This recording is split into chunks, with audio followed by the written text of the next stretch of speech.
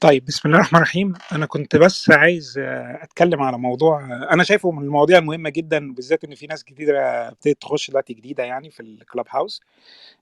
وهو موضوع الغوغائية في الclub house، تمام، أو في الحياة في العموم. إحنا عايزين نفهم برضه كلمة غوغائية، لإن في ناس بتفتكر إيه، لمّا أنت تقول أنت غوغائي أنا باشتمك، لأ هو مش حكاية شتيمة ولا حاجة. لكن هي الغوغائية دي فعلًا مشكلة كبيرة عندنا، لإنها إحنا شُفناها حتى مؤخرًا كده في الclub house، قد إيه حصلت مشاكل في الغرف بسبب الموضوع ده. الغوغائية ككلمة، تمام، ككلمة من تعريفها الأكاديمي هي بتقول لك إيه، إن هي طريقة تفكير سطحية وبدائية تعتمد على ذاتية الشخص دون اللجوء إلى أي معايير موضوعية أو منطقية. بمعنى إنه تلاقي دايمًا الإنسان الغوغائي بيشخصن الأمور، فأنت تيجي تقول له كذا يقول لك شكرًا يا سيدي أنت قصدك كذا، أنا لا أسمح لك، أنا مش عارف إيه، أنت عميل، أنت كافر، أنت تخش النار. فتلاقي دايمًا إيه الاتهامات جاهزة. طبعًا هي ليها الكلمة نفسها في لفظ تاني بيسموها اللي هي الدهمانية، تمام، وفي بيسموها الدموجية تقريبًا أو حاجة زي كده، يعني دي برضه كلمة تاخد نفس المعنى، تمام. سبب بقى التسمية دي هم ليه قالوا حكاية، يعني ليه وصفوا الشخص اللي بيقوم بالطريقة ديّة أو أسلوب النقاش اللي هو السطحي اللي بيشخصن الأمور، ليه سموها غوغائية؟ أو إيه جاية منين أصلًا؟ هي الغوغائية ذات نفسها الكلمة دي هو صوت عارفين أنتم أسراب الجراد لمّا تكون جاية مهاجرة، الصوت بتاعها هو ده أصلًا اسمه صوت الغوغائية، تمام؟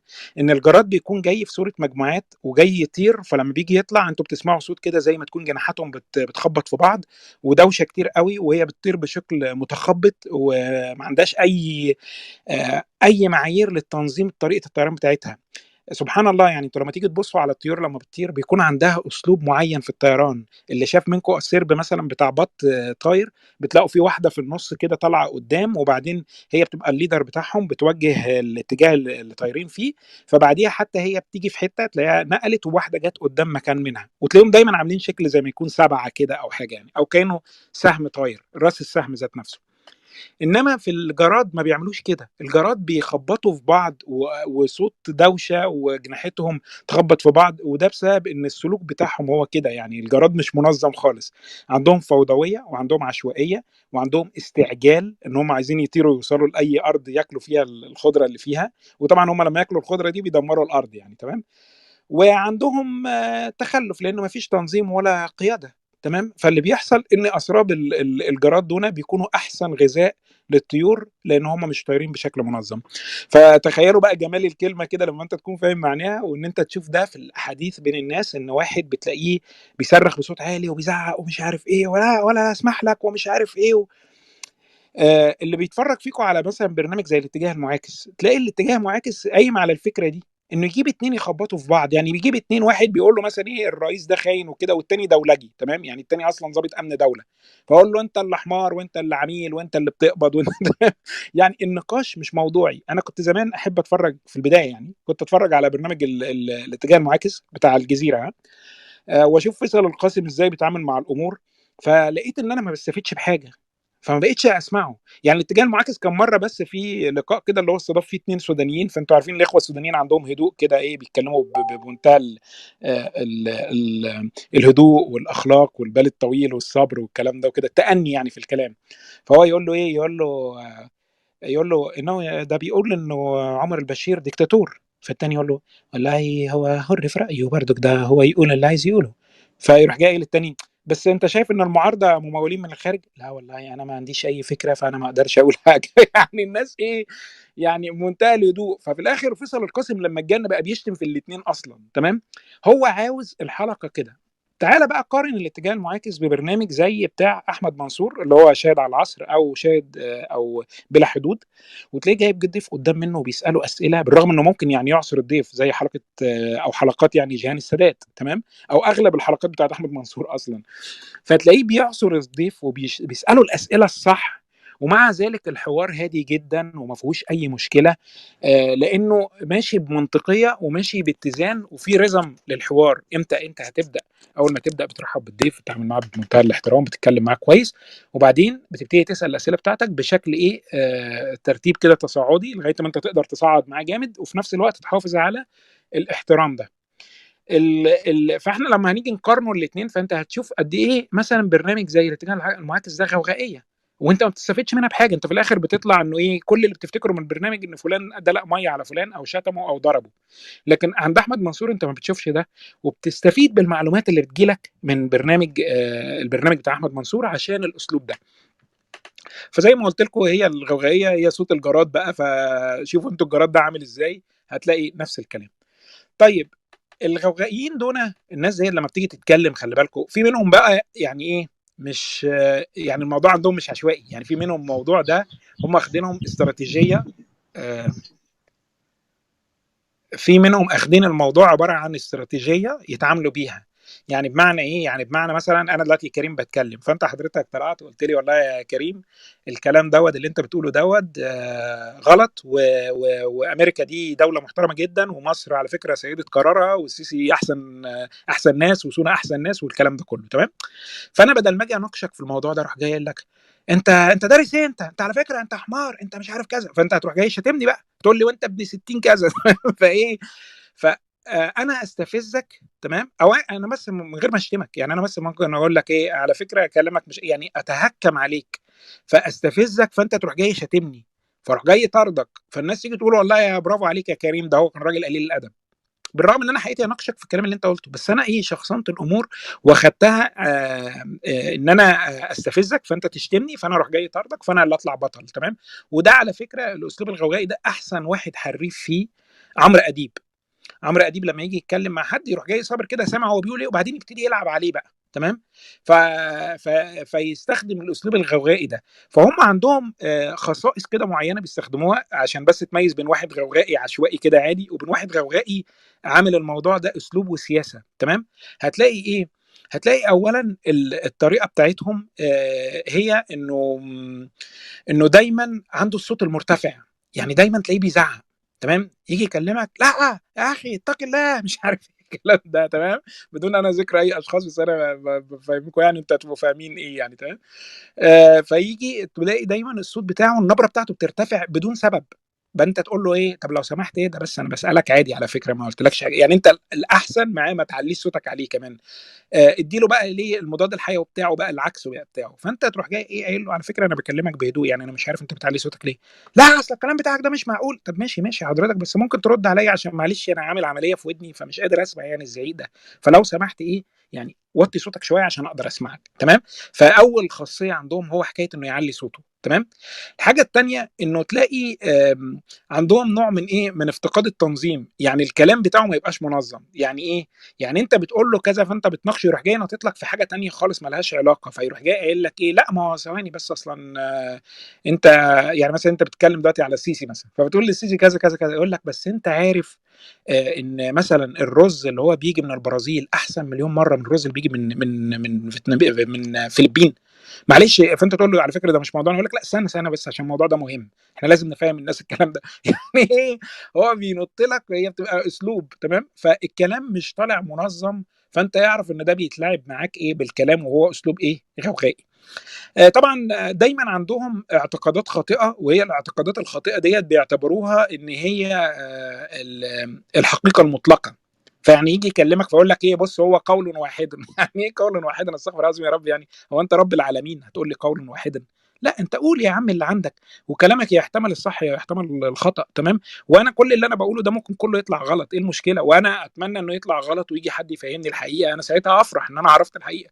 فهم دايما عندهم يقول لك ايه، بص الموضوع لا نقاش تمام، انتهى النقاش. هو ايه انتهى النقاش؟ انت وانا على ذمتك؟ انت بتعمل معايا كده ليه؟ فده عندهم الاسلوب ده، ان هم عندهم اعتقادات خاطئه، لكن هو دايما يغلفها لك في صوره ايه، انه ده قول واحدا وده حاجه لا تقبل النقاش والكلام دوت يعني تمام. عندهم كمان مفيش عندهم مبدا الحوار والنقاش الهادف ابدا تمام. يعني المبدأ ده اصلا مرفوض عندهم. ادب الحوار ان انت مثلا والله الراجل قال لك كده تقول له طيب شكرا. انا مره كنت بتكلم واحد شتمني، يعني واحد ما اعرفوش طلع كده قال لي كريم كذا امك، قلت له طيب شكرا، يعني انا هعمل له ايه تمام. هو بيبقى عايز ياخدك في حته ان هو يشتمك فانت ترد عليه فتخش في السكه بتاعت الشتيمه يعني تمام. فالنقاش ما بيبقاش هادف تمام. ممكن انت من ضمن اساليبهم برضو الغوغائيين دول ان انت ممكن تقول حاجه فهو يروح جاي ردد عليك رد استهزاء تمام، يستهزئ بيك. يعني انت مثلا دلوقتي بتقول ايه، بتقول مثلا والله السيسي الراجل ده مجرم قوي وعمل حاجات هتودي مصر في 60 داهيه والكلام ده وكده، فهو ما يردش على حاجه اللي انت قلتها دي خالص، وانت مثلا قايل مثلا ايه الحيثيات بتاعت الكلام بتاعك، فيقول لك هو معلش بس انا ملاحظ ان انت عندك مشكله في حرف الث، انت بتنطقه شين، انت بتقول حيثيات، هي اسمها حيثيات على فكره. تمام. بيستهزأ بيك عشان يلعب على السيكولوجي بتاعك، ان هو ايه يعني ما يخلكش كونفيدنت، ما يخلكش عندك ثقه في نفسك. تمام. لا، انت تروح جاي على طول قايل له على فكره انا عندي مشكله في حرف الثين وحرف الظاء وحرف الضاد وحرف القاف يعني هم حوالي 28 حرف، انا عندي مشكله في 26 حرف منهم. بس ده ملهوش علاقه باللي انا بقول عليه على السيسي، طوالي ما تخلوش ايه يلعب بيك في الحته دي. تمام. عندهم كمان من ضمن برضك الحاجات بتاعتهم ان هم الخصائص بتاعتهم ان هم لا يقبلوا النقد ابدا. هو ممكن يقول لك ايه، رحم الله امرئ اهدى الي عيوبي، وانا والله يا جماعه انا متواضع وتفضل حضرتك انتقدني زي ما انت عايز، انا بصراحه بحب النقد واحب الفلوس واحب الشيكات يعني بس هو مش بيتكلم على النقد اللي هو الكريتيك يعني، لا هو بيتكلم على النقد الفلوس، بمعنى ان هم ما بيقبلوش النقد اصلا، انت ما تقدرش تنتقده، انت ما تقدرش، انت بمجرد ما انت تقول له يعني سؤال بسيط، هو بيدعي معلومه، انت تقول له مثلا طب لو سمحت مصدرك ايه، فتلاقيه اخدها قال لك انت بتشكك فيها، مش انا يا حبيبي اللي اتسال على المصادر ليه يا حبيبي انت مين؟ تمام، يعني دي انا سمعتها من واحد صحفي قالها لي، قال لي مش انا اللي هتسال على المصادر، قلت له ليه يعني عادي يعني ممكن اسالك. فهو عندهم الحته دي ان هم ما بيقبلوش النقد ابدا. طبعا من ضمن الخصائص واهمها طبعا يعني بجانب ارتفاع الصوت والكلام اللي انا قلت لكم عليه ده، هو استخدام الشتايم والالفاظ القبيحه في الحديث، ان هو يصر عليها، وممكن يشرعنها لك كمان، يعني ممكن يقول لك لا والله ده ايه ده حقك على فكره، وده الاسلام قال لك كده، واشتمهم واعمل لهم عشان هم ولاد 60 كلب ومش لا غلط غلط. وبعدين غلط ده الموضوع ده هنتكلم عليه، بس اخلص بس حكايه الغويه، انا بنتكلم على الحته دي ايه بالتفصيل. تمام، عشان برضك في لبس على الناس، انا مش بقول ان اللي بيعمل الحاجات دي بشرط ان هو يكون غوغائي، لا ممكن يكون انسان مش فاهم، فاحنا عايزين نوضح الامور دي للي مش فاهم برضك، زي ما احنا عايزين نوضحها للايه، للي بيتعاملوا مع الغوغائيين او الغوغائيين نفسهم. تمام. ممكن لو انت بتتعامل معاهم، لو انت الكلام بينك وبينهم في مقابله فيس تو فيس كده، يعني مش اونلاين زي ما احنا بنتكلم، لو انت فيس تو فيس تلاقيه ممكن يخبطك، ممكن يضربك بحاجه، ممكن يشوح لك بايديه. تمام، فهتلاقيه دايما بيستخدم الجسم بتاعه، القوه البدنيه. طبعا ده بقى مش اسلوب غوغائي، ده تعرف ان هو عنده نوع من البدائيه، انتوا عارفين البدائيه ان انت ترجع للسلوكيات اللي هي بتاعت الحيوان، يعني الحيوان لما بيكون متغاظ من حيوان تاني فما بيقدرش يعبر عن نفسه بالكلام، هو بيعبر بالضرب كده، فهو بيرجع لده. تمام. من ضمن برضو الخصائص عندهم هو يتقال عليها ايه، مبالغه في اظهار العواطف، من الاخر يعني كده، او من اللفظ اللي احنا بنقوله عليه الدارج، يعني نقوله ايه، بيأفور. تمام هتلاقيه دايما بيأفور. يعني ايه؟ يعني انا مثلا سمعت كتير في غرف ناس زعلانه من السيسي، هي كل الناس قاعدين معارضه، فواحد بيتكلم على السيسي فيقعد بقى يزعق العمايتين ام السيسي مش عارف ايه كذا كذا. طب يا سيدي، ما احنا هو انت بتشتم، هو السيسي قاعد معانا او انا السيسي؟ يعني اتكلم انت بالراحه، بس انت بتبالغ ليه في عواطفك كده؟ فهي من ضمن الخصائص ان في بقى نوع من المبالغه في اظهار العواطف. وعلى فكره في الفرح وفي الغضب، يعني برضك حتى لو فرح بحاجه يأفورها جامد قوي. تمام. مش عارف ايه كذا كذا، حماس عملت كذا، احسن ناس حماس دول مش عارف ايه، يا سيدي ماشي، انت اتكلم على الموضوع بارقام وحقائق، ما تقعدش تديني عاطفه وتقول لي ان هم احسن ناس واخلص ناس وكذا، اردوغان احسن واحد في الدنيا. المشكله في ده ايه، المشكله ان انت لما تقول كده ويحصل حاجه تاني يوم، يعني ده تشوف المثل ده في اردوغان، الناس قعدت تعظم فيه قوي، وبعدين لما عمل اتفاق مع السيسي ولا بقى حصل نوع من التقارب ولا حاجه، خلاص بقى شيطان يعني هم يا اما يخلوه ملاك يا يخلوه شيطان. فحته المبالغه في اظهار العواطف ده دي مش حاجه صح، انت حقيقتك تكون موضوعي وتحاول تلتزم بده. لو هتحكم على اردوغان احكم على السياسه اللي قدام منك، وحاول تفهمها كمان، لان ممكن حاجات تظهر قدام مننا شيء والباطن بتاعها شيء تاني، فاحنا محتاجين حته بقى تحليل استراتيجي وتحليل سياسي وتحليل خطاب ومش عارف ايه عشان نقدر نفهم ده. فما تنجرش ورا ان انت تمشي على العاطفه على طول وتحكم عليها من اول نظره. تمام، لا اهدى واسمع الموضوع كويس وقلبه في دماغك قبل ما ايه تحكم عليه او تظهر العاطفه بتاعتك فيه. تمام. حاجه كمان اللي بتميز الغوغائيين هم ان هم عندهم سذاجه وبساطه جدا في التفكير بتاعهم. تمام. يعني بجانب السلوكيات العدوانيه دي كلها، انت لو قعدت بس تسمع له وسبته يتكلم عادي، هتلاقيه اخذ الموضوع لحاجات بسيطه جدا وساذجه جدا. اللي هو مثلا احنا في الصحافه مثلا عندنا، لما كنت تيجي تبص على صحافه المعارضه، كان في فتره كده طلعت قبل الثوره انه مبارك سمح لصحافه معارضه. كان عندنا صحافه معارضه في بعد الالفيه، وكمان في التسعينات كانت موجوده، بس كانت صحافه معارضه ايه بقى؟ كان كتير منهم صحافه صفراء. فكل يوم يعني منهم حتى روز اليوسف، برغم ان روز اليوسف كان بيشتغل فيها ناس جامده جدا، وصباح الخير برضو مجله صباح الخير بيشتغل فيها ناس جامده جدا ومش عارف ايه وكده، لكن انت كان روز اليوسف تعتمد في الغلاف بتاعها على موضوع تافه، انه مش عارف واحده كانت نايمه مع مش عارف ثلاث رجاله، انه واحد مش عارف خان مراته مع مين. كان جرايد زي جورنال النبأ والحاجات ديت، جرايد الصفراء ديت، انا فاكر كان مثلا يجي لك الخبر ايه، يقول لك يعني تلاقي مانشيت كبير، ها مانشيت على الجورنال كاتب لك ايه: القبض على عادل امام ونادية الجندي في شقه مفروشه. انت تقول يا نهار ابيض، تشتري الجورنال وتاخده تيجي تقرا، فتلاقي ايه؟ القبض على واحد اسمه عادل محمد حسن علي امام. تمام، ده شغال ايه؟ شغال سباك. تمام، فين؟ في الدقهليه. ومين نادية الجندي دي؟ واحده اسمها نادية محمد سليمان علي الجندي. منين دي؟ من البحيره. هو ايه علاقه ده بعادل امام وبتاع ده؟ فهو حتى لو عادل امام ونادية الجندي راحوا المحكمه يرفعوا قضيه على الجورنال، والجورنال يقول لك لا اقرا تفصيل الخبر انا كاتب الاسماء كامله. بس احنا عندنا ممكن ان انت تكتفي باسم الشخص الاول واسم العيله الفاميلي اللي هو يبقى عادل امام، بس هو الراجل في جوه انا كاتب ان هو مش عادل امام ده، انا كاتب اسمه كامل، وكاتب ان هو عمره 36 سنه، فطبعا ده مش انت خالص، وان هو من ده اهليه مثلا. تمام. انت كده ايه؟ ما تقدرش تحاكم الراجل ده. فهم الغوغائيين بعيدا بقى عن الزعيق والكلام ده، انت لو سبته بس يتكلم ويطرح فكره، هتلاقي ان فكره ده ساذج جدا وبسيط جدا في التفكير بتاعه. هو ما بيقولكش افكار، وعشان كده هو بيحارب عليها بقوه جدا، عشان انت ايه؟ ما تلجموش فيها.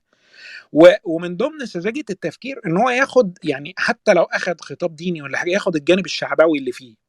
تمام. وتقدر تقسم الناس بقى، ده كافر، ده مؤمن، ده هيخش النار، ده هيخش الجنة، دي كده سذاجة وبساطة في التفكير. ليه؟ لأن مفيش حد في الدنيا دي، مفيش حد في البشر كله، البشرية كلها، يقدر يجزم مين هيخش الجنة ومين هيخش النار. النبي عليه الصلاة والسلام ذات نفسه بيقول: أنا لا أعرف ماذا سيفعل بي. تمام. بمعناه يعني. تمام. عندك ربنا بيجي في القرآن يقول لك ايه؟ يدخل الجنة من يشاء ويدخل النار من يشاء. انا كنت زمان بفتكرها بالفكر السطحي بتاعي وانا عيل صغير كده، انه يعني ربنا ايه؟ هيمشي الامور كده، ان ده يخش الجنه وده يخش النار وده يخش الجنه، لا لا هات لي ده دخله لي النار. يعني انا كنت فاكر كده بالمشيئه الالهيه دي، انها حاجه بالهوى كده زينا احنا البشر. بس اللي فهمته لا، انه ربنا بيقرر الحاجات دي بناء على ايه؟ مش بناء على اعمالك. انت مش هتيجي تقول له والله انا صليت قد كده ودفعت زكاه قد كده وصمت رمضان وحجيت فدخلني الجنه. لا يا حبيبي، الكلام ده الحسابات اللي هي بالورقه والقلم دي مش عند ربنا، لان ربنا بيقول ايه؟ يعلم السر واخفى. يعني ايه؟ عارف ان انت عملت العباده دي ليه، واللي انت مخبيه عن الناس. ومش بس كده، الاخفى. الاخفى ايه؟ اللي هو متداري عن نفسك بقى، اللي هي الدوافع بتاعتك اصلا. يعني تلاقي واحد مثلا بيحب يعمل شاريتيز، يحب يدي زكاه مثلا. تمام. ليه؟ الناس شايفه ان ده راجل، والله راجل كريم وراجل خير. كانوا زمان كده عارفين ان عندنا في مصر يقول لك رجل البر ورجل مش عارف ايه، كانوا يكتبوها كده زمان في الصحافه القديمه يعني وكده. بس انت تكتشف لا، هو عمل كده عشان خاطر الناس تقول عليه ان هو رجل البر والراجل الكويس. عارفين انتوا كان عندنا في يوم من الايام كان عندنا واحده اسمها ام المحسنين، اللي هي مرات الخديوي توفيق. تمام. والخديوي توفيق من اسمه ولي النعم. افندينا ولي النعم. هو ولي النعم يعني ده اللي بيدينا النعم. تمام. وام المحسنين هي مراته، الست مراته دي ام المحسنين، بتعطف على المصريين. فلا، احنا عارفين انت ليه بتعطف. تمام. فايه؟ انت ممكن السر يكون متخبى على اغلب الناس، بس انت يمكن تقدر تستشفه وتقدر تفهمه. ربنا بقى مش بس يعرف السر ده، لا، يعرف الراجل ده دوافعه ايه، ايه اللي خلاه بيتصرف كده. يعني ايه اللي خلاه يتصرف ان هو يضحك على الناس ويشتغلهم ويعمل نفسه رجل للبر والاحسان، وهو اصلا ايه؟ كان عنده اهداف تانية. طب ايه اللي خلاه يتحرك في السلوك ده؟ ده ربنا يعرفه، هو ذات نفسه بقى ما يعرفوش عن نفسه. فبناء عليه حكايه دخول الجنه والنار دي عند ربنا ليها مقاييس تانية خالص غير اللي احنا بنفكر فيه. فلما يجي لك واحد يقول لك انت تخش الجنه وانت تخش النار وانا عندي مش عارف ايه، ويجيب لك ايه في القران ويقول لك هو ربنا بيقول ان انا من حقي اقول كده، لا مش من حقك. تمام، مش من حقك. النبي ذات نفسه بيقول انا ما اعرفش هيفعل بيا ايه.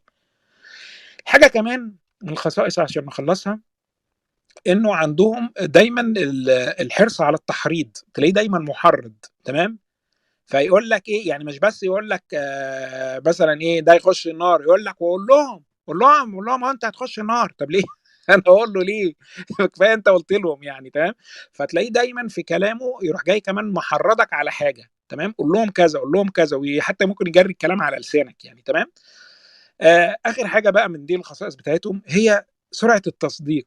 يعني عندهم سرعه في تصديق اي معلومه توصل لهم. يعني احنا كنا تقريبا كلكم كنتوا قاعدين يعني الصبح لما دخل واحد كده قال ايه، والله القوات المصريه بعتت مش عارف ايه، وفي كتيبه راحت والناس راحت بري، راحوا السودان يعني، ناس راحوا بري، وفي طيارتين نزلوا، وفي مش عارف ايه ومعدات وكلام فارغ اصلا، تمام. لما يكون الواحد غوغائي ياخد الخبر ده طوال يصدقه، ويروح ايوه شفتوا بقى يا جماعه مش عارف ايه كذا كذا، يا ترى هيعمل ايه، ويفضل بقى ايه، يهرف الموضوع، يقرفك ساعه وساعتين، تمام، على اساس ان هو يا سيدي انت انت واحد جه دخل قال لك الكلام ده، واي كلام يتقال لك تصدقه. انا يعني قلت ايه، قلت ابسط حاجه، مش الخبر معاه صوره، خد الصوره وحطها في تايني اي او حطها في جوجل ايمجز ودور عليها، هتلاقي هتطلع لك بالتاريخ بتاعها، هتلاقي ان هي من 2016، هتلاقيها مش عارف ايه. دي اسهل طريقه ان انت تتاكد منها من صوره، تمام. خبر نفس القصه، معلومه نفس القصه، انت النهارده تمتلك ما لم تمتلكه مثلا مكتبه الاسكندريه ولا مكتبه البلديه زمان. احنا كنا زمان لما كنا بنكتب بحث مثلا في المدرسه ولا حاجه، كنت اروح مكتبه البلديه، اقعد بقى اجيب كتب ومش عارف ايه، واقعد ادور على المعلومه. النهارده انت عندك جوجل، يعني تكتب كده تطلع لك اللي انت عايزه. فايه، الغوغائيين دايما عندهم حته تصديق المعلومه اللي تتقال. فممكن انا مثلا اكون معاك في حوار او اكون مع واحد يعني غوغائي في حوار، ويروح جاي وانا قايل ايه كذا كذا، ايوه صح صح، ايوه قول لهم قول لهم قول لهم. لا انت متاكد من اللي انا بقوله؟ طب مش يمكن انا بضحك عليك ولا بشتغلك؟ وعلى فكره الغوغائيين احسن ناس بيعرفوا يلعبوا عليهم السيساويه، ويلعبوا عليهم الجماعه بتوع السيسي دول، ويضحكوا عليهم بشويه حاجات كده، تمام. يرموا لهم مش عارف صوره ايه، يرموا لهم كذا، يقولوا لهم في كذا، فهم يخشوا المصيده على طول، تمام. فده بالنسبه لموضوع الغوغائيه. عايز بقى حاجه من ضمن جزئيه الغوغائيه ديت، هي بالنسبه لموضوع السب والشتم، عشان انا شفت فيه حصل لغط كتير مع ناس انا هم فوق راسي من فوق، وانا بحترمهم وكل حاجه، بس هم وقفوا عند حته معينه. قال لك ايه، ان والله حسان بن ثابت والنبي قال له تعالى هاجئ، اعمل هجاء لقريش والكلام دوت وكده. اولا شعر الهجاء ده ليه مدارس كتيره جدا، تمام. والاسلام اصلا لما جه يقوم الشعر العربي وينهي عن الطرق بتاعته. الشعر بتاع الهجاء ده على فكره في انواع منه كتير جدا. في منهم نوع انا كنت لسه مكلم حد عليه الصبح، اللي هو مثلا ايه، اللي اسمه الهجاء الخلقي. الخلقي ده يعني ايه؟ يعني ان انت تجيب واحد قدام منك عنده عاهه في جسمه، بيعرج ولا حاجه مثلا، وتهزقه، تمام، وتقول عليه كذا كذا كذا كذا بالشعر. الاسلام نهى عنه تماما. فانت ما تجيش تقول لي حسان بن ثابت جه بهجاء، طب ما هو ده داخل من ضمنه ده. او الهجاء بقى الخلقي ده، او اللي هو بتاع العاهات ده، انتهى، مفيش حد دلوقتي بيسمعه. اقول لكم مثل فيه. في واحد شاعر وشخصيه يعني تاريخيه مشهوره جدا يعني، كان اسمه عروه بن الورد، تمام. عروه بن الورد ده كانوا هم يسموه عروه الصعاليق. هو راجل كان يعني عامل ايه، يعني عامل زي روبن هود كده، يلم الفقراء حوالين منه والناس اللي هم يعني مش لاقيين ياكلوا يعني وكده، ويصرف عليهم ويجيب لهم اكل وكده، لدرجه انه كان ممكن يسرق عشانهم يعني، تمام. ففي مره حصل بينه وبين حد كده، انتوا عارفين كان في في بتاع ده اللي هي زي سوق عكاظ، وفي الحاجات اللي هي المنتديات الشعريه دي، فواحد يعني هزقه وقال عليه كلام، ففضل يهزقه على، عمل عليه الهجاء اللي هو ايه الخلق اللي قلت لكم عليه ده، انه استهزأ بيه. والظاهر ان كان يعني ايه، عروه ده كان قصير كده ورجليه مسلوعه، فقال له يعني ايه انت رجلك عامله زي رجل المعيز ولا حاجه زي كده. هو كان تقريبا طالع من نخله يجيب بلح، فهو الراجل هزقه فما قال له ايه ده انت يعني ايه يا عم رجلين المعيز دي، قال له في صوره شعر يعني، تمام. فرد عليه، راح جاي رد عليه بشعر، يعني الشعر ده اللي يسمعه ولا بقى يقول لي مبادئ اشتراكيه ولا اي بطيخ يعني. فهو يعني قال له ايه، قال له يعني انت بتعيب عليا يعني وكده. فراح جاي قال له ايه، قال له اني امرئ عاني انائي شركه. يعني انا رجل، الاناء اللي انا باكل فيه ده شركه، باكل مع ناس تانية فيه، تمام. وانت امرئ على اناءك واحد، يعني انت راجل بتقعد بالوعاء اللي فيه الاكل بتاعك ده بتاكله لوحدك، تمام. انا باكل باكل التانيين معايا، وانت بتاكل ده ايه لوحدك. اتهزأ مني ان سمنت وان ترى بجسم، تهزأ مني ان سمنت وان ترى بجسمي شحوب الحق والحق جاهد. يعني بيقول له انت بتتهزأ مني ان انت عشان انت تخين ومليان وجسمك حلو يعني وملظلظ كده، وانا جسمي شاحب. ده الشحوب ده شحوب الحق، والحق دايما مجاهد. الانسان اللي بيجاهد ده ما تلاقيش عنده بقى وقت يقعد ياكل ويشرب والكلام ده وكده. وراح جاي ناهيله قال له ايه، قال له افرق جسمي في جسوم كثيره، واحس كراع الماء والماء بارد. يعني بفرق جسمي، الشحوم بتاعت جسمي دي انا بفرقها في الغلابه والمساكين دول، وانا افضل زيهم كده مسلوع عشان هم ياكلوا ويتغذوا، والميه بتيجي قدام مني بارده وحلوه وانا بسيبها وما برضاش اشربها واسيبهم هم يشربوها الاول. يا سلام، ايه الرد ده؟ طب ما هو ده هجاء، يعني هو ده بقى هزق التاني بس هزقه بالاحترام. تمام. فلما حضرتك تيجي تقول الشعر الهجاء وحسان بن ثابت، لا اعرف ايه شعر الهجاء الاول. تمام. ربنا بيقول ايه في القرآن؟ بيقول ونفس وما سواها فألهمها فجورها وتقواها قد أفلح من زكاها وقد خاب من دساها. النفس دي ربنا هو اللي سواها وهو ألهمها فجورها وتقواها، فأنت تفلح ان انت زكيت فيها الاخلاق الكريمه اللي فيها، اللي زي ما النبي عليه الصلاه والسلام قال ايه؟ انما بعثت لاتمم مكارم الاخلاق. ما جاش عشان يقول لنا، مش النبي جاي يقول لنا اشتموا والكلام ده. اي واحد بيوصف لك النبي عليه الصلاه والسلام ما بيقولكش كان شعره كذا وكذا، كان بيقول لك ايه؟ كان يقول لك كان على خلق، كان زي ما ربنا بيقول عليه، بيقول في وصفه ايه؟ انك لعلى خلق عظيم. تمام. سيدنا محمد عليه الصلاه والسلام اتسال في حديث. تمام. الحديث ده طبعا راوي ابو هريره وكده، وهتلاقوه يعني هو حديث صحيح. بيتسال بيقول يعني هو قال له فيما معناه، يعني قال له مين اللي هيدخل، مين اكثر الناس من اكثر اهل الجنه، يعني انه نوعيه من الناس. فقال له تقوى الله وحسن الخلق. تمام. انه اكتر ناس هيخشوا. قال له طب ومين اكتر ناس يخشوا النار؟ قال له الناس اللي هي ايه؟ اللي ما بتصونش لا فمها ولا فرجها. تمام. في حديث تاني طبعا كان بيتكلم عليه، على انه اكتر ايه من الاشياء اللي بتدخل الناس النار ايه؟ حصاد السنتهم. يعني بينتهي بالكلمه دي. انا مش فاكر الحديث يعني نصه، بس ده في حديث تاني ليه ما اللي هو ايه اثقل شيء في ميزان المؤمن يوم القيامه؟ قال له حسن الخلق. تمام. وبعدين كمل قال ايه في الحديث؟ قال وان الله لا يبغض الفاحش البذيء. يعني ما قالش الكافر، الفاحش البذيء. انت تيجي تقول لي لا من حقك تشتمهم وتقول لي دي عاهره وتقول لي دي كذا، لا غلط. ده حتى من يعني في حديث النبي عليه الصلاه والسلام يقول فيه ايه؟ ان اكبر الكبائر والذنوب ان يسب الرجل والديه في الاسلام. قيل يا رسول الله وكيف يسب والديه؟ قال يسب ابا الرجل فيسب اباه، ويسب امه فيسب امه. ان واحد يجي يشتم واحد يقول له يا ابن الكذا، فالتاني هيروح جاي شتمه. طب انت شتمت امك بقى، جبت الشتيمه لامك او جبت الشتيمه لابوك. تمام. فيعني احنا لو هنقعد ناخده من الايات والاحاديث والكلام ده، لا لا لا، يعني احنا لازم هنلاقي نفسنا ان احنا نضحوا الكلام ده وما نسمحش بيه تاني. تمام. فحته اللي انت عاوز تبقى غوغائي وعاوز تشتم، ماشي يا سيدي، خلاص احنا فهمنا ده ووضحنا الامور بتاعته وفهمنا الصفات بتاعته ايه للناس. انما انت هتيجي تحط لي عليه صوره شرعيه، ولا تجيب لي الشيخ فلان وتساله والشيخ فلان ذات نفسه بيقول لك لا غلط، ما تقولش على كذا عاهره ولا حاجه زي كده، لا ده مش مظبوط. وده مش بس كده، ده حتى النبي عليه الصلاه والسلام نهى ان انتوا تسبوا الاموات. يعني يقول لك ايه؟ لا تسبوا الاموات فانهم قد افضوا الى ما قدموه. تمام. يعني ايه؟ يعني هم ماتوا، ما تشتمهمش حتى. سمير غانم مات من امبارح ولا ما اعرفش امتى. تمام. انا عارف، يعني انا عارف حاجات عن سمير غانم ومره كتبت عنه بوست. في كذا واحد عامل لي منشن على الفيسبوك تعالى بقى اتكلم عن سمير غانم. لا خلاص يا سيدي هو مات بقى. تمام. ربنا هيخش الجنه ولا النار دي بتاعت ربنا. تمام. هقعد انا بقى اتكلم على سمير غانم واقول هو كان كذا وكان بيعمل كذا ومش، لا انا قلت في حياته وهو موجود، فانا مش مستني ان ارجع اقول دلوقتي تاني. تمام. فده كان الموضوع. انا اسف لو كنت طولت، بس انا كنت عايز بس ابين حكايه الغوغيه، وعايز افصل بين ان انت عايز تمشي على الاسلوب ده مش عايز تغيره، وان انت تحط عليه شبهه، تحط عليه صفه دينيه او شرعيه، يعني ان ده امر مرفوض وكلام مش مظبوط. مهما جبت لي شيخ فلان، لو جبت مين بالذي، انا مش هعترف باللي بيقوله ده، يعني تمام، لان انا اعرف ديني من اللي انا بفهمه من القران بتاعي ومن الدين بتاعي. تمام. النبي عليه الصلاه والسلام انك لعلى خلق عظيم وانما اتيت كويس. لأتمم مكارم الأخلاق. هو استاذ كريم، في حاجه. السلام عليكم الاول. عليكم السلام ورحمة الله وبركاته. ازيك يا مان؟ الحمد لله. السب آه، دي صفه ذميمه جدا، لا يجوز لنا ان احنا نستخدمها، والاستثناء الوحيد في استخدامها، الاستثناء الوحيد في استخدامها اللي هو زي ما سمعنا كده قصه سيدنا حسان بن ثابت وكيف كان يدافع عن دين الله، زي ما سمعنا سيدنا ابو بكر في صلح الحديبيه وهو بيكلم عتبه تقريبا على ما اظن، أو عقبه، لما شكك في الصحابة وولاهم للنبي صلى الله عليه وسلم، لما قال له يعني ساعة الجد الناس دولت هتلاقيهم جري وسابوك لوحدك. فسيدنا أبو بكر قال له إيه ده أنحن فرارون؟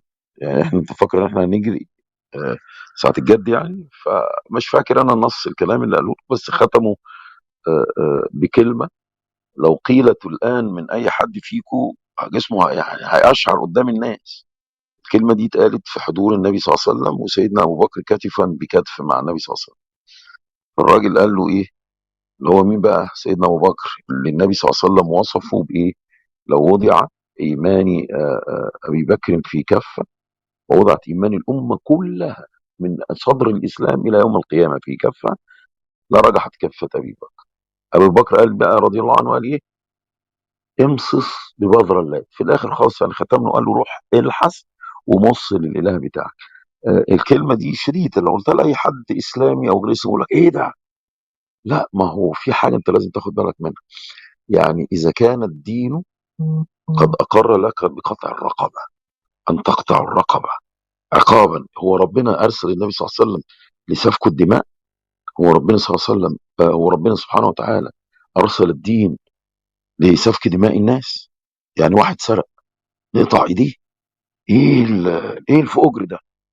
الراجل ده احنا نقعد ونأهله ونعلمه ان السرقة عيب وحرام، نعلمه ان السرقة عيب وحرام.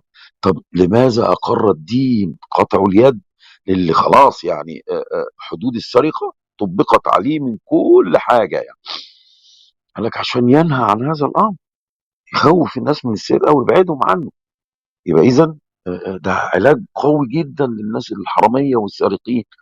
فلما نيجي نقول لماذا اجاز الله للمظلومين ان هم يسبوا، اجاز لهم ان هم يسبوا عشان يعلم الظالمين. بس مين بقى يسبوا مين؟ يعني هتسب واحد مثلا ما عملكش حاجه، يعني واحد لا في بينك وبينه حاجه، ولا ظلمك في حاجه، ولا ظلم الامه في حاجه، ولا طلع مثلا يعرس لعبد الفتاح السيسي والناس بتغتصب داخل السجون. يعني مثلا في اكتر من ان حد بيغتصب جوه السجن ويطلع واحد خنزير يعرس له يقول لك وماله، ما هم بس كانوا قاعدين في مثلا في الشارع. لا، يعني الناس اللي كانوا معتكفين في رابعه ما هو قابضين من الناس، قبضوا على ناس وتم اغتصابهم، والناس اللي اتظاهروا عشانهم وعشان اللي حصل قبضوا على ناس منهم وتم اغتصابهم، قبضوا على اطفال تم اغتصابهم، على بنات تم اغتصابهم، على شباب تم اغتصابهم، على شيوخ تم اغتصابهم، على نساء تم اغتصابهم. يعني كل الموبقات اللي بيعملها الظالم، مش ده مش الظالمين بقى، ده انا بقول لك الظالم بحط جنبه كده قد كفر بالله. لا لا لا لا، وانتوا كمان جايين تكفروا الناس وتعملوا الناس الدين ما بعتش النبي عشان يكفر حد. لا يا فندم، لا يا فندم، الدين حط ضوابط زي ما ربنا حط قتل ضابط قتل النفس وحرم الا بقى بايه؟ الا بالحق. هنا احنا بنتكلم وبنقول ايه؟ الهجاء والطعن في الانساب والاعراض لا يكون الا بحقها. يعني ايه؟ لما يجي سيدنا حسان بن ثابت في حضور النبي صلى الله عليه وسلم وحديث صحيح ويقول ايه؟ والله لأقطعن اعراضهم وانسابهم ولأفرينهم كما تفري القديم ولا كما تفرو القديم اللي هو الجلد يعني. عارف انت الجلد بتاع الحيوانات ده ما بيتاكلش، ده حاجه كده عمرها ما هتتلدغ ولا هتتعمل، لكن هو مصمم حتى الجلد انا عايمه كده واخليه زي العجينه. يبقى اذا احنا ما نقعدش نقول لا اصل ما تقدرش، لا ما هو انت ما تقدرش. لما يجي مثلا استاذ كريم يختلف مع الاستاذ محمد محمود اقول له لا يا كريم، يعني انت اختلفت مع الراجل اختلاف عادي، والراجل مؤمن وانت مؤمن. طب الراجل ده حتى يقول لك مسيحي، انت هتشتم مسيحي في عرضه ليه؟ وانت هتشتمه ليه في عرضه؟ ما هو ده مش من الدين ولا من الاخلاق ولا من المروءه ان انت تيجي جنب اعراض عرضه. لكن الراجل ده لما يسعى اليك ليقتلك، وايه بقى المصيبه كمان مش بيقتلك بس، ده هو بيطعن في عرضك. يعني انت جبت واحد بيقول لواحد يا ابو رجل ملسوعه يا طالع النخله يا بتاع يا جعان يا يعني اهو كلمتين اتقالوا وبيتريق عليه. فالراجل نزل هذب هذا الرجل وقال له سلوعت رجليا زي ما انت قلت كده، لاني بشارك الناس في اكلي، انا مش زيك بتاع بطنه مثلا بياكل لوحده وينعم لوحده. فده شيء جميل، ده حاجه ما هو برضك من الدين ده، نزل هزق الراجل، هو قال له يا بتاع باطنك يا اناني. ما هو في معنى الحديث كده، في معنى الشعر اتهموا بالانانيه، راجل اناني وبتاع بطن وشغلانه يعني. دي حاجه، لكن احنا لما بنقول الشتيمه لازم ناخد بالنا الشتيمه لمين وموقفها ايه. لو انا تركتها كده وقلت لا لا لا لا، النبي صلى الله عليه وسلم ما كانش كده، والدين الاسلامي ما كانش كده، طب لماذا؟ هل ربنا بعت النبي صلى الله عليه وسلم عشان يقطع الرقاب؟ هل ربنا بعت النبي صلى الله عليه وسلم عشان يقطع الايدي للناس؟ هل ربنا بعت النبي صلى الله عليه وسلم عشان يجلد الناس؟ حاشا لله، انما بعت ليقوم ويهذب اخلاق المجتمع كامله. طب عشان نبعد، عشان نقول للقاتل خد بالك هتطير هنطير، نقول للحرامي خد بالك هتسرق هنقطع، نقول للي بيشرب الخمره خد بالك هتشرب هنجلد. يبقى اذا الحدود موجوده لتهذيب المجتمع، تهذيبه واصلاحه. لما اجي انا اقول ربنا يديني الرخصه واضحه، يعني الرخصه ربنا مديهاني واضحه، انا مش هقدر اقولها دلوقتي. طب بهجت، هقول لحضرتك على حاجه. اولا انا عجبني اتفضل. ان انت اشكرك. انا عجبني ان انت بدات قلت ايه، قلت حادث استثنائي. تمام. بس انا عايز حضرتك تقرا عن بس حسان بن ثابت وحادثه الافك. تمام. وهو على فكره من الناس اللي خاضوا فيها. تمام. هو تاب عنها، يعني انا بس عشان ايه ما اتحملش وزر عارف يا حاجه. فندم، تابع طبعا طبعا تاب تابع. عنها، تاب عنها. مم. فانت بتتكلم على حادث استثنائي، لكن النبي صلى الله عليه وسلم ذات نفسه يقول لك يا اخي، يعني سيبك من السيسي وسيبك من الناس دي كلها، هيكونوا اسوأ من الشيطان. النبي عليه الصلاه لا والسلام يقول لك لا تسبوا الشيطان فانه يستعظم. يا المشكله يا فندم، المشكله يا يا فندم، بهجت، يا المشكله يا فندم، يا بهجت. فندم. ما آه، ثواني آه، بس، هقول لك ما يا المشكله. عمنا، يا عمنا، يا ما عمنا، المشكله. عمنا، يا عمنا، تكرم، بس لازم تاخد بالك من حاجه يا عمنا. انا الدنيا واضحه، لا يحب الله الجهر بالسوء من القول حلو. الا من ما ظلم. احنا متفقين اهو، احنا متفقين. الا مين الناس اللي بقى؟ ماشي يا سيدي، ماشي، انا معاك في الايه، انا معاك فيها. بس ايه، بس انت دلوقتي الموضوع وصل لحكايه ان اللي بيشتم ما بقاش بيشتم بتاع السيسي، بقى بيشتم واحد مخالف معاه في الراي، بالرغم ان هو ممكن يكون معاه في المعارضه وكل حاجه، ويقول لي ده تخش الجنه وده تخش النار وده مش لا يا عارف ايه. فندم، انا احنا هقول لحضرتك بنتكلم في حاجه. ده. لا لا يا فندم، انا انت لازم السيسي تاخد، ما لا طز في اسمعني، السيسي. ما هو اسمعني. هو الامر مش حكر مثلا، مش عشان انت موجود في المعارضه او انت خلاص حطيت البادج بتاع ان انت معارض للانقلاب العسكري. ما جايز انت معارض للانقلاب العسكري طابور خامس وسط الناس لتفسد على الناس حريته. والاصل انا مش جاي عشان انت طالما معارض ليا ان انا اسبك واطعن في شرفك، لا يا فندم. صحيح. الطعن، الطعن له اصوله. يعني ايه؟ الراجل ده لابد ان يكون كافر. يعني لو جالي واحد كافر كده وحصل اختلاف بيني معاه، اشتمه عشان هو كافر؟ لا لا، حاشا لله. عشان هو مثلا مخالف في ديني ان انا اشتمه برضك؟ لا. انما هذا الرجل جاي يعمل فيا ايه؟ يفسد علي ديني عامدا متعمدا، يتقول علي. هو طالع وقال، هو بينتمي للناس اللي قالوا يا بتوع نكاح رابع، امن بهم وامن برسولهم ولا نبيهم، وما محمد ابراهيم والسيسي الا رسولان قد ابتعثهما الله كما ابتعث موسى وهارون. الدوله اخذت هذا الخطاب ونشرته وسط الناس. يعني الدوله الكافره دي اخذت هذا الخطاب على انهما رسولان، ومشي السيسي بنفس القصه كده مع الناس. تمام. خرج علينا الشيخ بتاعهم قال لك اقتلوهم، طوبى لمن قتلهم وقتلوه، لا للشيء الا لانهم تمسكوا بالمبادئ التي اتفقت عليها الدوله بشعبها في اختيار من يحكمها، على انها مبادئ مخالفه للشرع لكن اتفقوا عليها، لا لشيء الا لانه تقلد الشكل الاسلامي اللي حكم الدوله، كان شكله اسلامي، شكله، لكنه لم يكن يحكم بالاسلام. لكن هو بس عشان شكله اسلامي والناس اللي التفوا حواليه قالوا لا اله الا الله، يعني بيحاولوا يكونوا بحقها زي ما بيقولوا، سفك عرضه وعرض من يؤيده، ودمه ودم من يؤيده. الناس اتعذبت، الناس اتذبحت، اتفجرت فيها القنابل، القنابل كانوا بيجيبوا الناس يفكروا فيها قنبله كده، يقول لك ده كان في عمليه انتحاريه، ويرجع للاخبار، وانت طبعا راجل يعني عندك الاحداث دي واكيد فاكرها يعني.